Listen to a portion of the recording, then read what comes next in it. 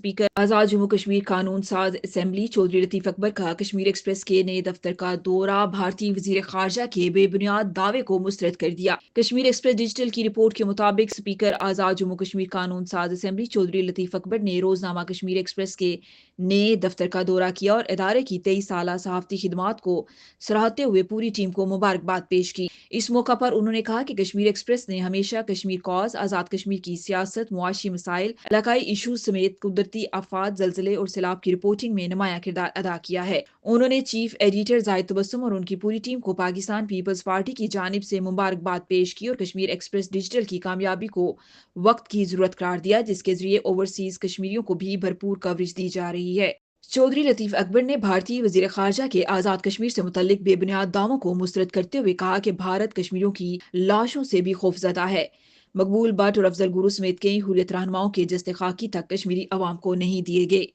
उन्होंने कहा कि भारत के ओछे हथकंडे नाकाम होंगे और कश्मीरियों की आवाज को दबाया नहीं जा सकता।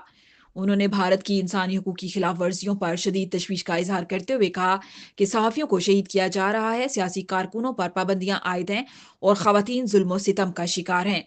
उन्होंने अक़वाम मुत्तहिदा से अपील की कि वो कश्मीरी अवाम के बुनियादी हकूक की फराहमी और भारत में जारी इंसानी हकूक की संगीन खिलाफ वर्जियों पर नोटिस ले। इस मौका पर मामले खसूसी बराए स्पीकर आज़ाद कश्मीर सैयद अज़ादार काज़मी, साबिक मशीर हुकूमत हाफिज सगीर अहमद, एडिशनल सेक्रेटरी मालियात पीपल्स पार्टी आज़ाद कश्मीर चौधरी रबनवाज ताहिर, चौधरी जमील असगर, चौधरी जफर सईद, चौधरी अशरफ, नौजवान सहाफ़ी फैसल अजीम समेत कश्मीर एक्सप्रेस की टीम भी मौजूद थी। तकरीब के इख्तिताम पर चौधरी लतीफ अकबर ने कश्मीर एक्सप्रेस की मजीद कामयाबियों के लिए नेक ख्वाहिशात का इजहार किया। इस वक्त हमारे साथ मौजूद हैं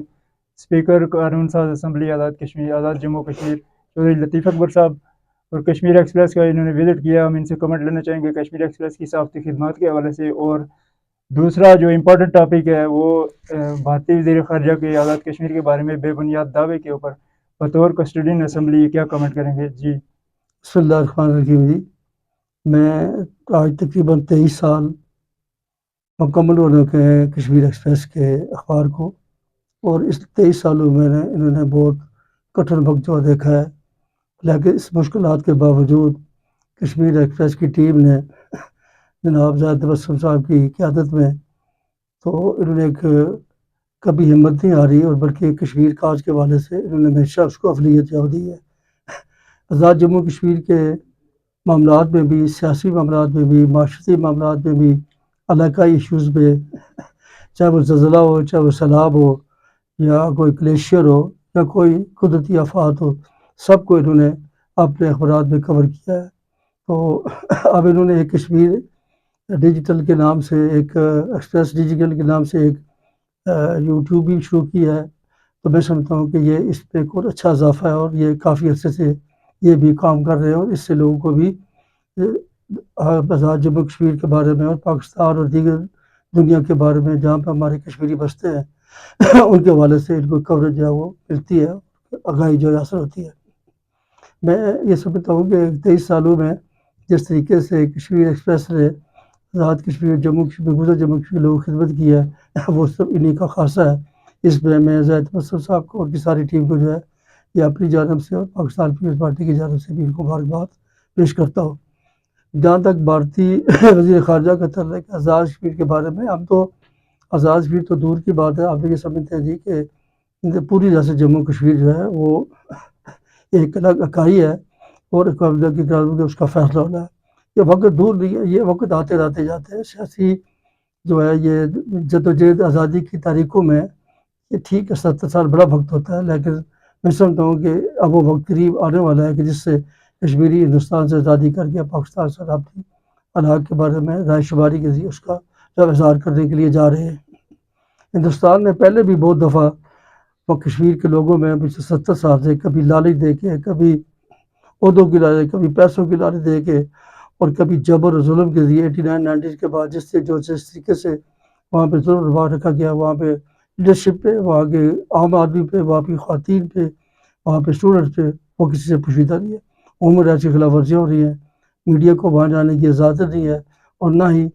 ह्यूमन राइट्स के किसी भी तंजीम को, चाहे वो सिक्योरिटी काउंसिल की हो, चाहे OIC की हो, चाहे यूरोपियन यूनियन की हो,